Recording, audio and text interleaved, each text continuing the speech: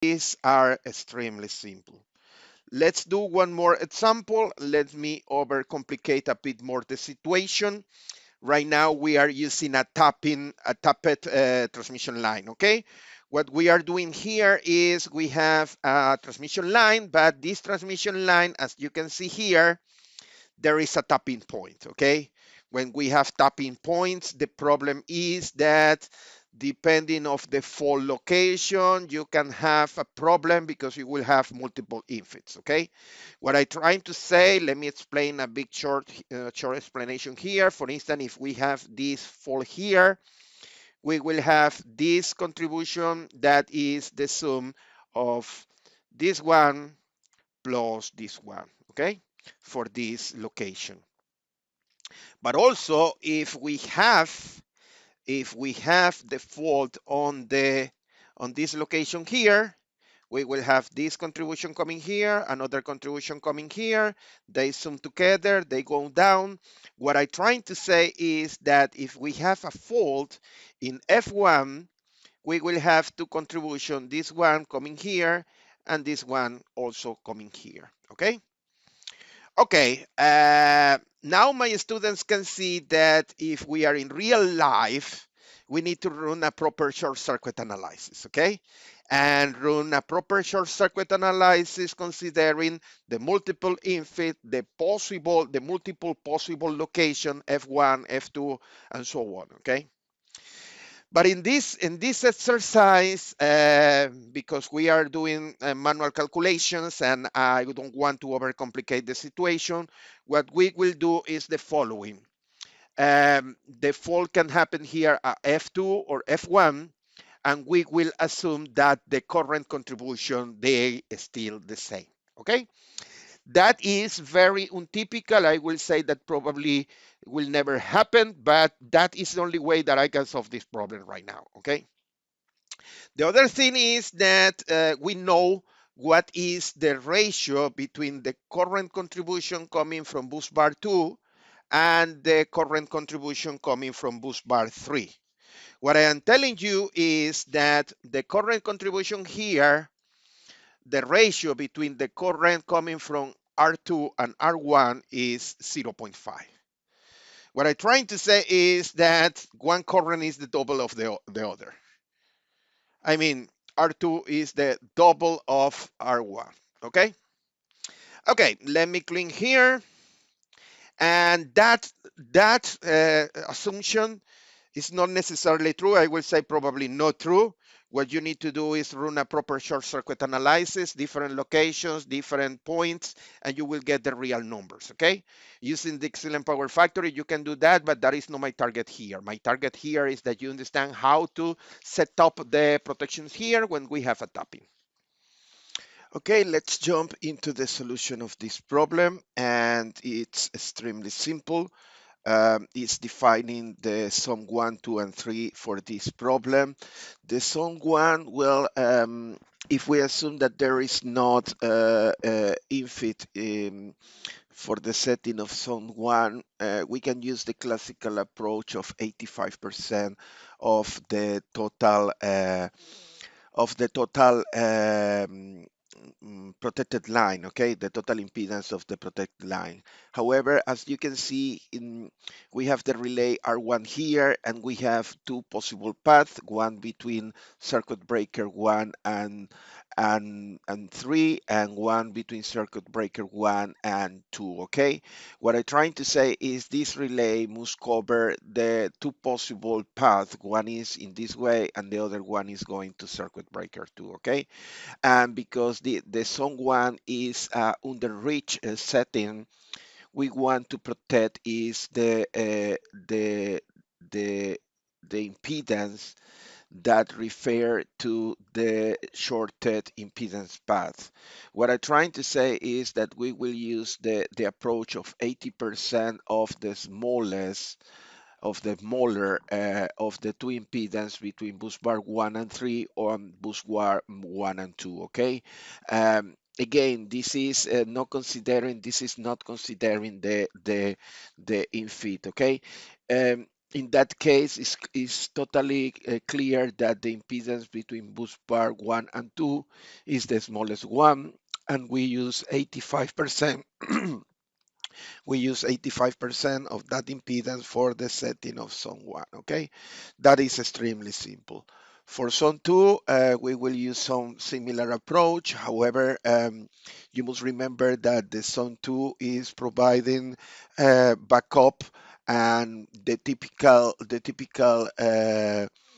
typical approach is selecting 100% of the longest of the longer between two impedances, again between bus bar 1 and 3 and bus bar 1 and 2, okay?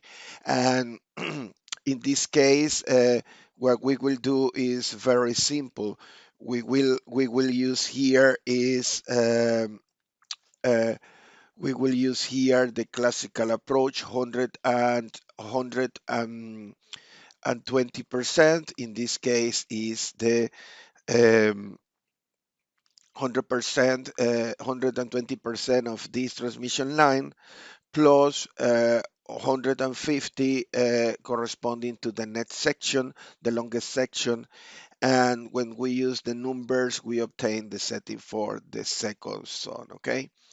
For the third zone, again, we will consider the two possible paths, and 3-4. In this case, we will say that 3-4 is the the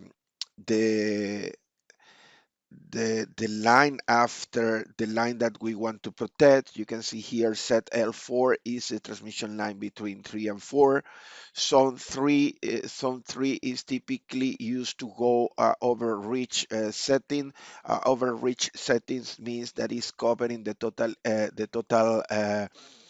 impedance of the protect line plus the additional impedance coming from the next section, okay? What I'm trying to say is that in this case, we would like to assume that the only line requiring backup is the line connected between bus bar 3 and 4, okay? And in that case, we need to consider the following. If we are offering backup protection to line 3-4 using relay R1, and there is a infeed, as you can see here, the infeed is coming from the bus bar number 2. We need to take in account that into the impedance setting for zone 3, okay? What we will do is very simple. You must remember that there is an expression that say that the impedance that the relay see at the location is modified because there are some current coming from the bus bar 2, okay?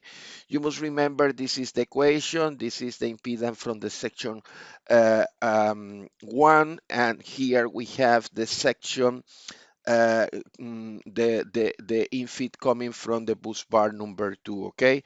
As you can see here, the ratio between the currents is located inside the parentheses, okay? Now what we need to do is calculate the apparent impedance, including the infeed, and we get this number here, and that is 7 plus 70J, okay? And then what we need to do is something similar. We need to calculate what is the infeed, but this right now is including the infeed at the terminal 3, okay? In this case, now we have the impedance for the section L3, and we have here the ratio between the two currents coming from the bus bar 2 and the bus bar 1, okay? When we put the number together, right now we have the apparent impedance for the section, okay? And finally, what we need to do is define what is the total setting for the zone 3. Well, we have already the apparent impedance that is created when we have the infeed coming from the bus bar number 2, and then we will add 150% of the apparent impedance between the line 3 and 4 of the line 3 and 4. And that is what I am doing here. The first term is coming from considering the infeed coming from bus bar number 2, and and the second term is 150 of the line that we would like to provide backup, and that is the apparent impedance for the section 3 and 4, okay? When we put the number together, voila, we get the setting for the zone number 3, okay? Well, that's all. As you can see, it's extremely simple. What you need to understand is where is the location of the where is the location for the infeed, and what you need to take in account is the equation that define the apparent impedance, the modified impedance when we have the infeed, okay?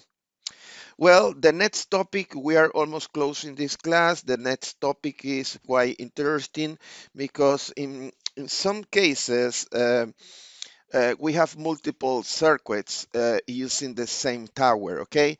That is typically when we need to have several circuits going from one substation to other, and the most economical way is to use parallel circuits in the same tower, okay? It's quite typical that we use two transmission lines in parallel, or even we can use even 3 or 4 circuits on the same tower, okay? What I will tell you is probably from the power system analysis point of view, it's quite simple and quite important to use parallel circuits, because parallel circuits allow saving money. Instead of having two transmission lines, we have one tower going for the same railway, and in that we have two electrical circuits. However, from the symmetrical component point of view, is quite interesting, because when we have two circuits at the same tower, there is some proximity, and that proximity is creating a very interesting phenomenon related with the coupling, okay? There are a mutual coupling over there. To be honest, the positive and negative coupling probably can be neglected if we assume that the transmission lines, they are located in the same tower, the distances and the geometry of the tower, that we can say that the coupling between negative and positive sequences is neglectable, okay?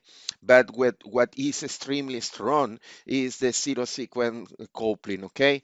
Zero sequence couplings have a strong effect on the short circuit currents, and as consequence, that will affect the performance uh, of the distance relay, okay? What we need to understand is that this zero sequence is affecting the impedance that the relay see, and what we need to understand is that we already defined an equation. Few slides ago, we defined an equation that established the relationship between the real impedance and the apparent impedance when we have some modifications created at the current, okay? Now, for the sake of this explanation, I will go extremely simple. Let's assume that we have two transmission lines between bus bar 1 and 2, okay? They are totally in parallel. They are installed in the same tower. Line A and line B, they are installed in the same tower, okay? The letters A and B will be used as subscripts to define one belong to the line A, one belong to the line B, okay? But because those lines are connected into the same, or they are installed in the same tower, there is a zero sequence coupling, okay? What I try to say is that the zero coupling will be between those lines, and we use M to identify the zero sequence mutual impedance, okay? In this case, I will assume that there is a single phase to ground, okay? Phase A is connected to ground and the point F, okay? And that is the point F over here, okay? And what I want to do is identify what is the expression of the impedance that the relay R1 sees when there is a fault, but at the same time there is mutual coupling. There is mutual coupling between the line A and B. Okay. What we need to know is use the basic properties of symmetrical components. My students, they are quite intelligent and they have a very good understanding about the symmetrical components, about the theory created by Charles Fortescue in 1918, okay? And what I am writing here is the classical equation for the voltage in zero positive and negative sequence at zero positive and negative sequence at the relay location, okay? What I am doing is something very simple. We can say that set F1 and F2, they represent the equivalent positive and negative sequence, respectively. Uh, and we can have here the equivalent impedance, zero sequence impedance. To be honest, for this analysis, there is nothing strange. The only thing that is a bit strange is this term over here at zero sequence. I believe you can realize that all the voltages for positive and negative sequence, they use the current, the subscript A here, capital A, because that refers to the current that is moving in this transmission line. However, when we are talking about the zero sequence, we realize that the voltage here at the relay is the consequence of the zero sequence current moving in this transmission line, and that is this term. And then we have the problem that this current going on line B is multiplied by this impedance, and that is creating that mutual impedance over here, and that is creating the voltage drop, the mutual voltage drop, okay? Now, what we will do is something very interesting. We have here the equation for the voltage at the relay location, but at the fault location, here in this point, for phase A, we can say that that is a line to ground uh, mm, fault. And from symmetrical components, you must realize that that is a shunt condition in phase A, and that is making the voltage equal zero if we assume that we are working with a volted uh, a volted fault. Okay, now what we are doing is adding all the equations, the three voltages, and this case for the location of A. Okay, and then we will realize that summing up all those all the voltages, we obtain the voltage on phase A that is equal to zero. And what we want to do is equalizing that equation. This term is equal to zero, and this is the voltage at the relay fault location. And here we can have a combination between the zero sequence going through the line A and the zero sequence going through the line B. And this is, of course, the mutual impedance, zero sequence impedance that is interconnecting or coupling, sorry, is the proper expression, coupling the circuit of line A and line B, okay?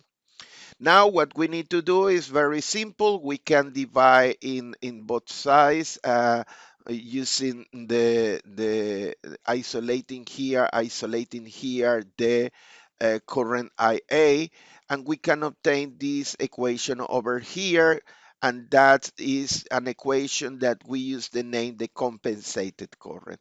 What is the compensated current? Well, when we have mutual coupling between the lines, when we have this mutual coupling, zero sequence mutual coupling between the lines, the current that the relay see is a modified current. It's a modified current because there is one component coming from the short circuit current, other component coming from the zero sequence component of the line A and the line B, okay? Now there is no surprise. We have something similar before. We have a similar equation before when we were trying to analyze the single line to ground fault, okay? But right now we have two compensating terms. One compensating term that we already saw in the previous slide that is relating the zero and positive sequence, but there is one additional compensating factor that is including the mutual coupling between the lines, okay? What I'm trying to say is in any case, when we have a single line ground to fault and in this case we are considering the mutual coupling. What we need to do is modify the current and understand that the compensated current represent the current that the relay see when there is a fault, and that compensated current have three basic components. One is the real current going from phase A, the current that must be going through without any kind of coupling. And then we include the effect of the single line fall, including the term M. The term M is using the zero sequence component in the circuit A, and that include the relationship between positive and negative sequence. And the third term, sorry, that is M dot dash, and that M dash represent mainly is the coupling between the two circuits. Okay. And finally, what we need to do is define that the impedance that the relay see is the ratio between the voltage at the relay location and the new compensated current, including the effect of the zero sequence and the mutual coupling at zero sequence. Okay. To clarify this, because sometimes my students they cannot see properly the equations, I know that my colleague from protections they can understand clearly everything that I say before.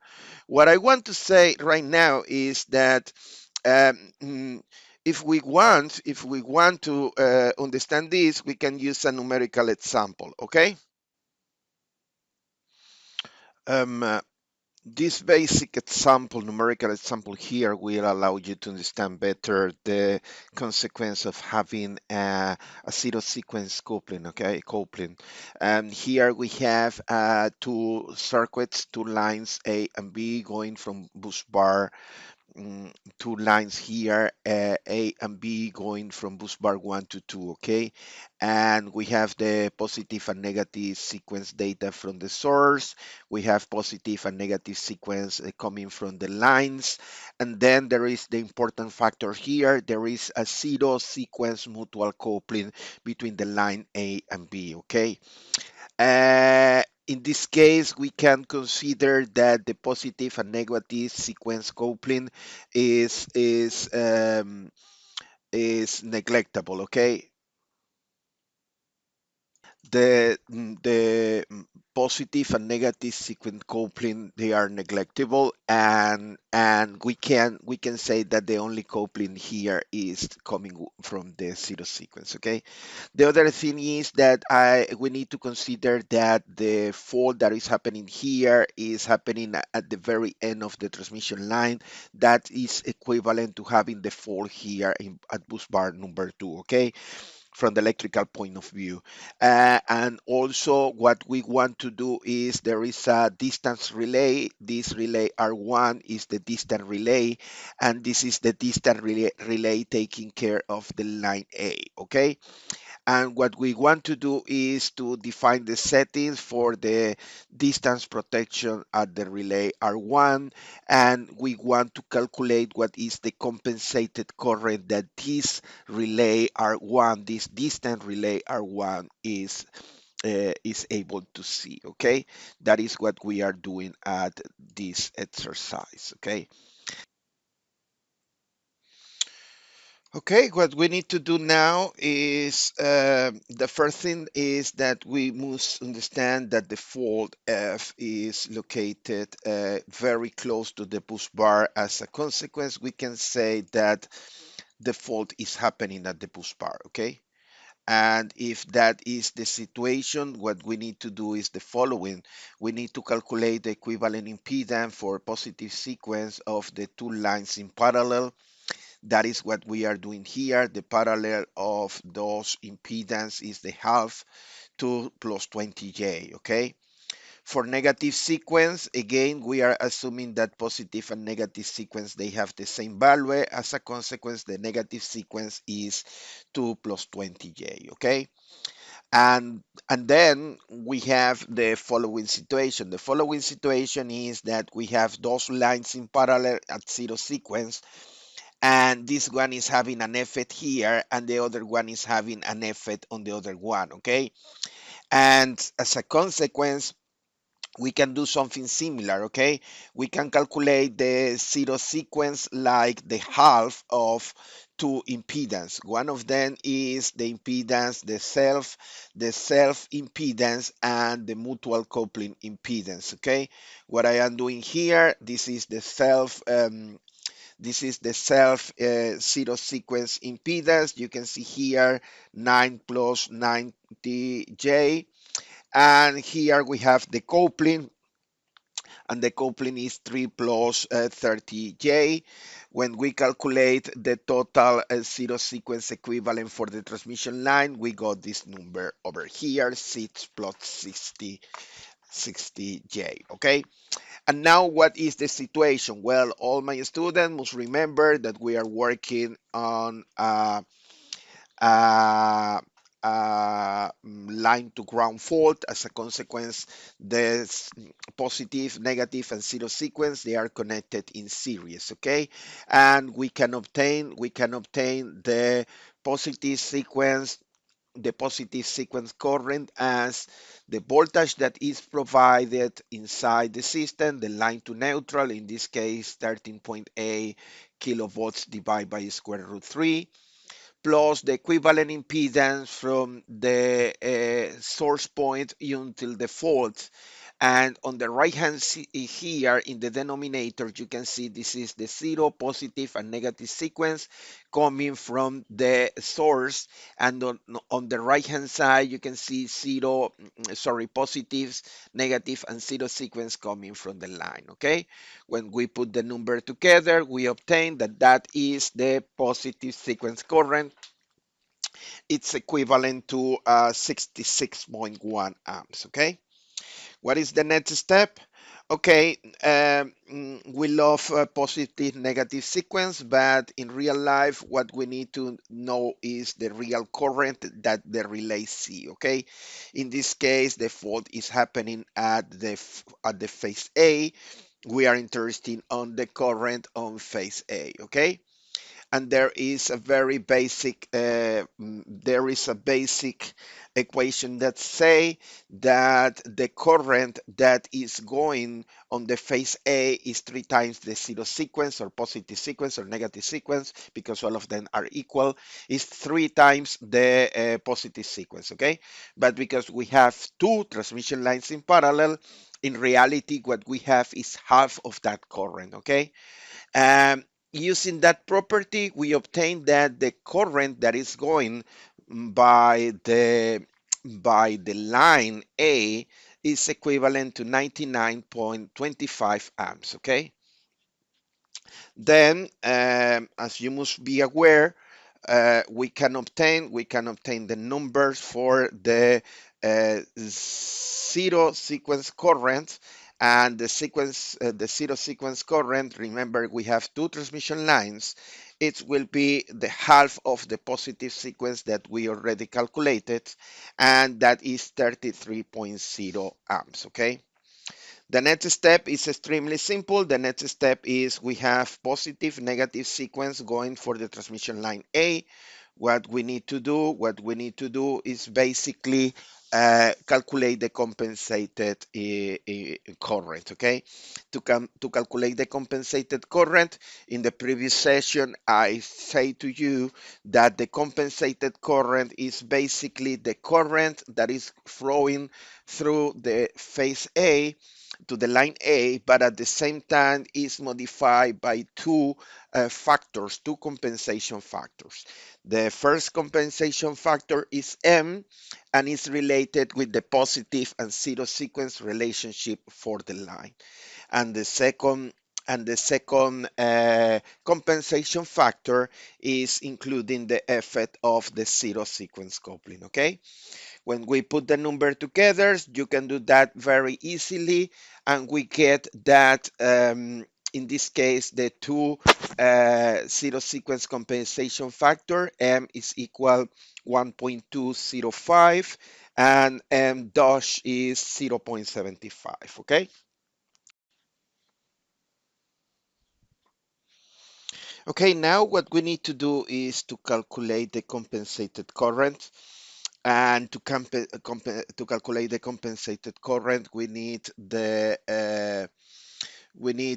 current IA that we already calculated, 99.25, and then we need the current that is on the zero sequence current moving on the line A and the zero sequence current moving on line B, okay? Of course, we assume that both directions are equal, and we obtain this value on the slide before, 33 amps, and we obtain in the slide before also M and M dash compensating factors, and when we put together we obtain that the compensated current is 163. Okay, what is the next step? The next step is that we need to calculate mm, what is the voltage at the relay location. Okay, to calculate the voltage at the relay location, I will use the positive, negative, and zero sequence as we did before. Using symmetrical component theory, we can obtain the voltage, positive, negative, and zero sequence voltages at the relay location. It's extremely simple. You can see the numerical calculations. And then what I am interested is on the voltage at phase A at the relay location. Again, using basic properties coming from symmetrical components, we obtain the voltage at the phase A where the relay is located. And in this case, we can see that the voltage is 6.6 kV. And finally, what we need to do is divide this voltage by the compensated current that we obtain. And voila, the surprise here is that the relay is able now to identify the positive sequence impedance of our transmission line. Okay, if you remember from the very beginning, we present here that the line A, the positive sequence is 4 plus 20J, and after all the calculations we demonstrate that the relay was able to identify, to see fully the positive sequence impedance of this transmission line A. Okay, well, it's time to close this class, and I would like to close with a very short summary. In this class, we present a full introduction about the distance protection functionality and its application into transmission system, mainly transmission system. Okay, we introduce the concept of the stepped distance protection scheme, or in other words, the step distance protection scheme. Basically, here in this course, we are using the classical three zones protection. The zone protection was introduced, but also I say a few words about the possibility of zone 4, 5, and 6. Okay, zones 4, 5, and 6, they are used in numerical relays and they have a special application. Okay, then we analyze the effect of having asymmetrical faults at the distant relay protection, and we identify the mechanism to compensate the currents. Okay, and that is when those compensating factors start to appear. um, and then I presented the effect of having multiple infeeds in the transmission line and how to compensate it then, and we run few examples here. Okay, well, it's been a pleasure having all of you in this series of videos for the introduction of distance protection. Thank you very much for watching this video. It's my pleasure. See you very soon in another videos. Thanks.